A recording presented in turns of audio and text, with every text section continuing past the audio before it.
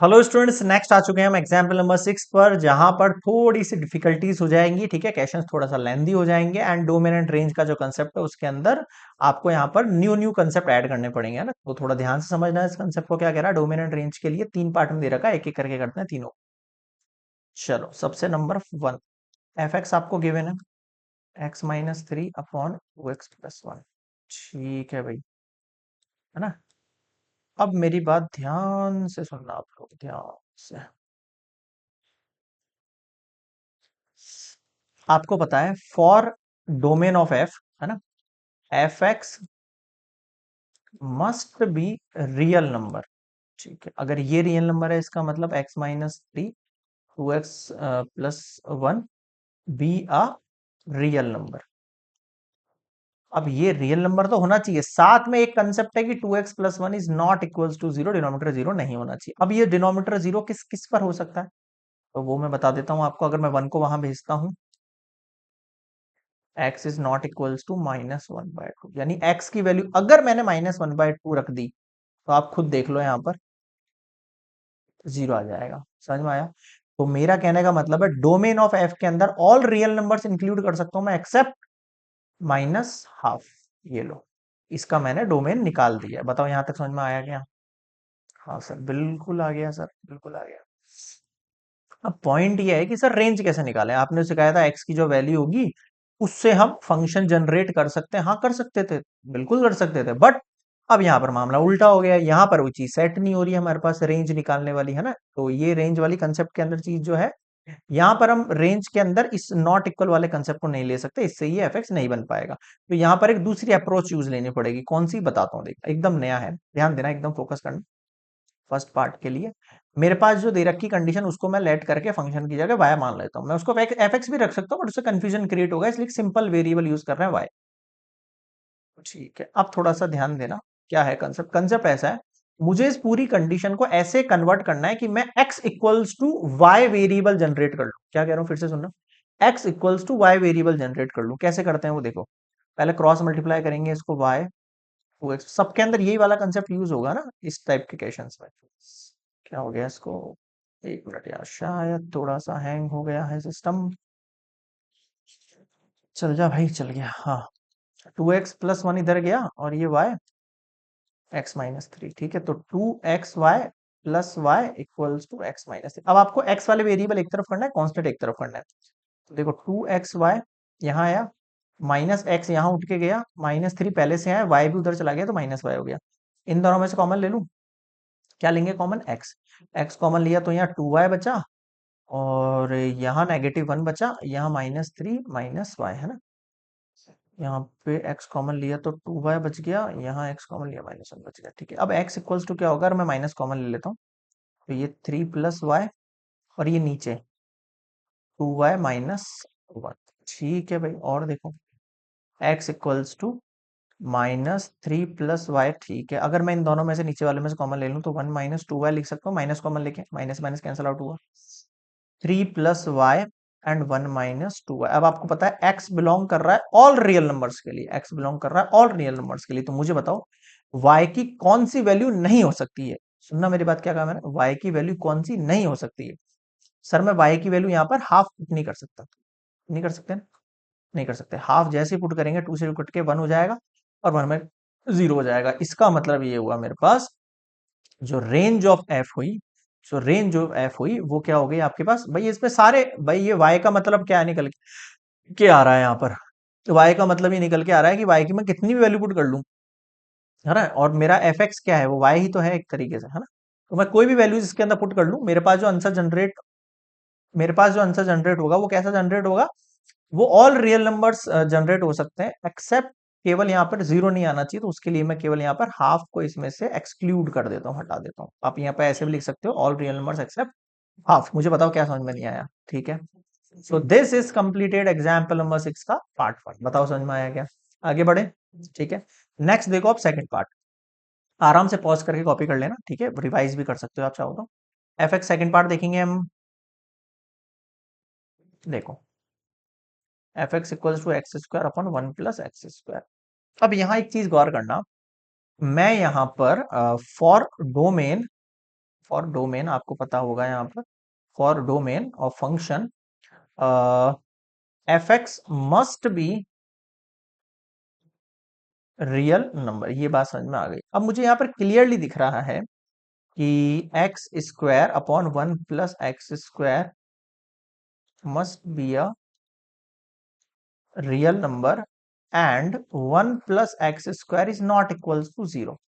अब मुझे बताओ, ये पहली बात तो ये जीरो होना नहीं चाहिए, पूरा मिला के बोल रहा हूँ। अब एक्स की कोई वैल्यू पे मैं जीरो कर सकता हूँ? नहीं कर पाऊंगा। अगर मैं एक्स की वैल्यू जीरो रखता हूँ तो 1 + 0 का स्क्वायर 1 रहेगा। अगर मैं पॉजिटिव 1 रखता हूँ तो 1 का स्क्वायर 1 और 1 2 हो जाएगा। अगर मैं नेगेटिव 1 रखता हूँ तो -1 का स्क्वायर भी 1 हो जाएगा। मतलब कुल मिला के आप इसको जीरो नहीं कर पाओगे, कुल मिला के इसको आप जीरो नहीं कर पाओगे एक्स की वैल्यू के लिए। तो मैं डोमेन ऑफ एफ में क्या कर सकता हूँ, ऑल रियल नंबर्स बोल देता हूँ। क्या बोल देता हूँ? ऑल रियल नंबर्स, क्योंकि जीरो हो ही नहीं रहा ना मेरे पास। जब जीरो हो नहीं रहा तो मैं टेंशन क्यों लूँ? तो मैं ऑल रियल नंबर मान के चलता हूँ, कंसिडर करके चलता हूँ। ठीक है, सेकंड देखते हैं इसकी रेंज पर। अब देखो रेंज में क्या कंसेप्ट है।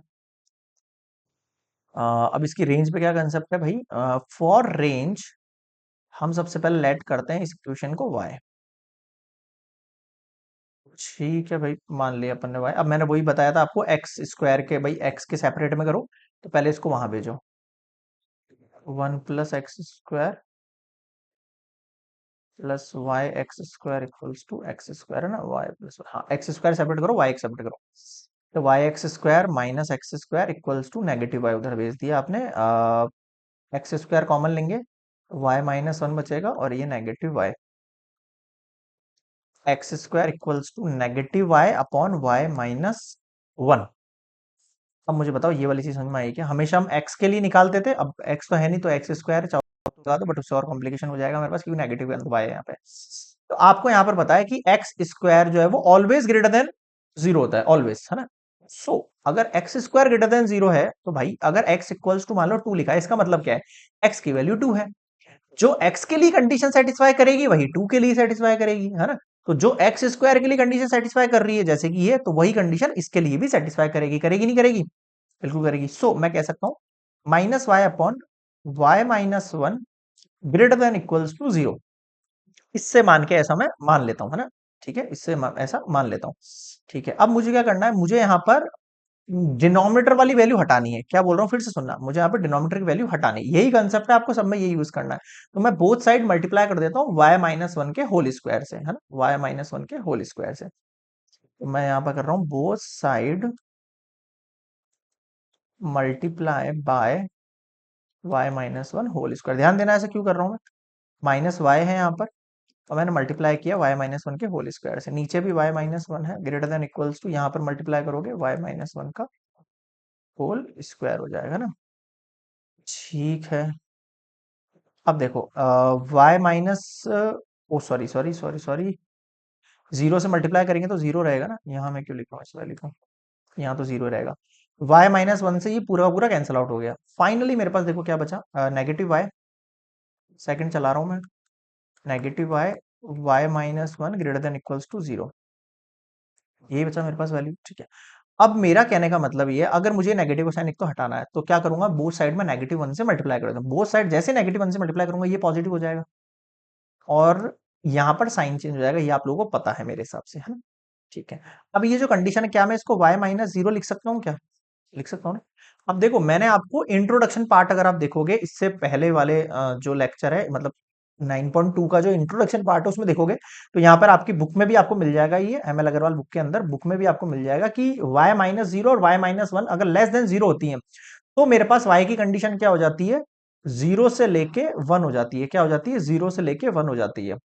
ठीक है, एक तो आप इस चीज को याद रख सकते हो। क्या कहा मैंने? एक तो आप इस चीज को याद रख सकते हो कि जब भी आपके पास लेस देन वाली कंडीशन हो तो आप इस y को जो है, यहां वाला जो आपका इंटीजर है और यहां वाला जो आपका इंटीजर है, उन दोनों के बीच में कंबाइन कर सकते हो। पहला पॉइंट तो मेरा ये सुन लेना आप, है ना। सेकंड थिंग क्या कह रहा हूं वो सुनना। आपको अगर ये वाला कंसेप्ट याद नहीं रहते हैं, दोनों के लिए बता रहा है मैंने, ग्रेटर देन लेस देन दोनों के लिए बता रहा है कि इंट्रोडक्शन पार्ट में मैंने बताया है आप लोगों को। और आप बुक में चेक करोगे तो आपके एग्जाम्पल जहां स्टार्ट होते हैं ना, 9.2 के एग्जाम्पल जो स्टार्ट होते हैं उससे जस्ट पहले देखोगे तो वहां पर इस तरीके से चार्ट दिया हुआ, वहां मिल जाएगी आपको ये वाली चीज। अगर आपको फिर भी बोली चीज समझ में नहीं आती हो, आपको याद होगा हमने चैप्टर आप लोगों के में पढ़ाया था क्या, पता नहीं यार। ठीक है, तो मैं इसके लिए आपको एक और शॉर्ट ट्रिक को बता देता हूँ करने की, अगर मैंने नहीं बताई किसी चैप्टर में तो। देखो ये y - 0, तो यहाँ पर 0 कंसिडर करो। और ये y माइनस वन है, तो आप यहाँ पर वन कंसिडर करो। अब आप इसके बीच की वैल्यू इसमें पुट करके देखो, जैसे जीरो और वन के बीच में मान लो ऐसे, जीरो और वन के बीच में वैल्यू 0.5 होती है ना, क्या होती है 0.5। अगर मैं 0.5 यहाँ y की जगह पुट करता हूँ, ध्यान से सुनना, ये जो पॉइंट है, ये जो पॉइंट है, मैं नंबर लाइन पर बनाया, जीरो और फाइव के बीच की वैल्यू कोई देखो आप 0.5 हो गई, मान लेते हैं ऐसा। यहाँ 0.5 पुट करूंगा वाई में, केवल वाई में बात कर रहा हूँ, 0.5 पुट करूंगा तो 0.5 माइनस जीरो, तो कोई फर्क नहीं पड़ेगा, 0.5 ही रहेगी मेरी वैल्यू। यहाँ जब पुट करूंगा तो ये नेगेटिव हो जाएगी, क्या कहा मैंने आपसे, यहाँ जब पुट करूंगा तो 0.5 माइनस वन, कितना आंसर आएगा, नेगेटिव आंसर आएगा। यहाँ पर तो पॉजिटिव आंसर आया या नेगेटिव आंसर आया, पॉजिटिव नेगेटिव क्या होता है, नेगेटिव। इसका मतलब मैं मान के चलता हूँ कि जीरो से वन के जो इंटरवल है उसके बीच में मेरा जो ये पूरा वैल्यू है y minus zero y minus one, इसका आंसर नेगेटिव आता है। अब हमेशा याद रखना ऑल्टरनेट लेके चलने हैं साइन, अगर यहाँ पर नेगेटिव आ रहा तो इसके आगे वाले इंटरवल के अंदर पॉजिटिव आंसर आएंगे और इसके इधर वाले इंटरवल में पॉजिटिव आंसर आएंगे। फिर से सुन लेना, ऑल्टरनेट साइन लेके चल लेना, कोई भी एक साइन निकाल के, आप चाहो तो वन से ग्रेटर देन वाली वैल्यू भी इसमें पुट करके देख सकते हो। एग्जाम्पल, वन से ऊपर मान लेते हैं टू आता है, तो टू यहाँ रखा, टू यहाँ रखा, पॉजिटिव साइन आया, देखो पॉजिटिव आ रहा है मेरे पास, आ रहा है ना, ये पॉजिटिव तो ये नेगेटिव, ये पॉजिटिव। ये एक इंटरवल है, यहाँ तीन इंटरवल शो होंगे आपको, देखो नेगेटिव इन्फिनिटी से जीरो, जीरो से लेके वन, और वन से लेके पॉजिटिव इन्फिनिटी। समझ में आया, ये तीन इंटरवल है यहाँ पर कायदे से, लेकिन इन तीनों इंटरवल पे आपको साइन पता करना है, फर्स्ट थिंग। ओके, अब सेकंड थिंग सुनना, अब आप ये देखो, ये पूरी कंडीशन जो है वो लेस देन और इक्वल्स टू जीरो है, क्या कहा मैंने, ये पूरी कंडीशन लेस देन और इक्वल्स टू जीरो, इसका मतलब इस पूरी कंडीशन का आंसर जब भी आपका जीरो से लेस आएगा, जब भी आपका इसका आंसर जीरो से लेस आएगा, नेगेटिव आएगा, वही मैं कंसीडर कर सकता हूं। समझ में आया, मैं वही आंसर कंसीडर करूंगा जो जीरो से लेस देन वाली कंडीशन को सेटिस्फाई करता हो, यानी कि नेगेटिव आंसर। नेगेटिव आंसर किस इंटरवल में आ रहा है, जीरो से लेके वन में, यानी कि वाई का जो इंटरवल है वो क्या हो गया, जीरो से लेके वन हो गया। अगर यहां पर ओनली लेस देन का साइन है, ओनली लेस देन का साइन आप भी मानो, अगर यहां पर इक्वल्स टू का साइन है तो आप भी यहां पर इक्वल्स टू का साइन मानो, बस सिंपल। ठीक है, वही चीज आप डायरेक्टली याद रख सकते हो, जब भी लेस देन का साइन हो ना, तो आप डायरेक्टली याद रख लो, जीरो से लेके वन का इंटरवल बनेगा, आप डायरेक्टली याद रख सकते हो इस चीज को, और चाहो तो इस तरीके से भी सॉल्व कर सकते हो, मैंने बता दिया आपको। बताओ समझ में आया क्या, है ना। तो ये आपकी क्या हो गई है, वो सॉरी, ये आपकी क्या हो गई है, रेंज ऑफ एफ हो गई है, क्या हो गई है, ये जीरो से लेके वन। मैं इसको ऐसे भी लिख सकता हूँ, वाई है वही तो आपका फंक्शन है, उसी को तो लिखेंगे अपन वाई, इसकी जगह आप ऐसा भी लिख सकते हो। बट एक चीज और बताना भूल गया, बता देता हूँ, बट एक चीज ध्यान रखो, थोड़ा सा बैक चलो आप, यहां देखो y की वैल्यू माइनस वन है ना, y माइनस वन है, तो y के अंदर बताओ क्या नहीं आ सकता, सर y के अंदर वन नहीं आ सकता है, नहीं आ सकता ना वन, नहीं आ सकता। y में जैसे मैं वैल्यू नीचे डिनोमिनेटर के अंदर वैल्यू में जैसे ही जो है जीरो पुट वन पुट करूंगा, तो वन माइनस वन कितना हो जाएगा, जीरो हो जाएगा। इसका मतलब मुझे यहाँ पर y में वन नहीं चाहिए भैया, तो but y is not equals to one लिख सकता हूँ, है ना, तो वन में आप y की वैल्यू वन नहीं मान सकते, वैसे तो मेरी रेंज ये आ रही थी, बट यहाँ पर एक समस्या हो गई। सो जो मैं रेंज होगी वो क्या हो जाएगी, आपके पास जीरो इंक्लूडेड है, वन जो है वो नॉट इंक्लूडेड लेके चलेंगे आप। बताओ समझ में आएगा, तो आप इसको रेंज मत लिखो अभी फिलहाल के लिए, फिलहाल के लिए अभी इसको आप रेंज मत लिखो, है ना, रेंज आप केवल इसको मानेंगे, है ना। तो यहाँ पर वन जो है इंक्लूड हटा देना उस पे से, समझ में आ गया। बताओ क्या समझ में नहीं आया, बिल्कुल आराम से समझना है, डोमेन एंड रेंज वाला कंसेप्ट बहुत आसान है, बिल्कुल मान लो इजी नंबर है, वन से टू मार्क्स का एक क्वेश्चन रखता है, और बहुत आसानी से निकल जाएगा आपसे। ठीक है, आगे बढ़ू, नेक्स्ट देखो थर्ड वाला पार्ट। अब देखो थर्ड पार्ट पे आते हैं अपन, एफ एक्स गिवन है one upon one minus x square, ठीक है भाई, बोथ साइड ले लो।